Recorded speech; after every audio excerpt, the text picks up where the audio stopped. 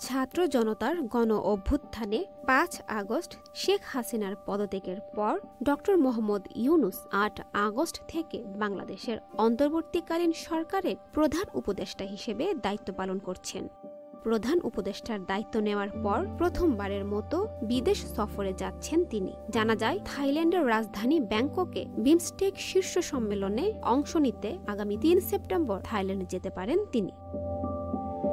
পররাষ্ট্র মন্ত্রণালয়ের কর্মকর্তারা মঙ্গলবার জানিয়েছেন, অন্তর্বর্তী সরকারের প্রধান উপদেষ্টার সফরকে সামনে রেখে সম্প্রতি থাইল্যান্ডে নিযুক্ত রাষ্ট্রদূত ফায়াজ মুর্শেদ কাজীকে জরুরি ভিত্তিতে ব্যাংককে পাঠানো হয়েছে। তিনি আজ ব্যাংকক পৌঁছেছেন।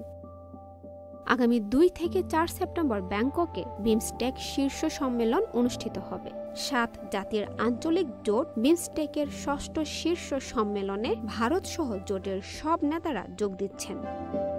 মন্ত্রণালয়ের কর্মকর্তারা জানিয়েছেন, প্রধান উপদেষ্টা ডক্টর ইউনূস ৩ সেপ্টেম্বর ব্যাংককের উদ্দেশ্যে রওনা হবেন এবং ৫ সেপ্টেম্বর দেশে ফিরবেন। ৪ সেপ্টেম্বর তিনি শীর্ষ সম্মেলনে বক্তৃতা করবেন। সেখানে সম্মেলনের ফাঁকে ভারতের প্রধানমন্ত্রী নরেন্দ্র মোদীর সঙ্গে সৌজন্য সাক্ষাতের সম্ভাবনা রয়েছে। শৈলী, চ্যানেল আই অনলাইন।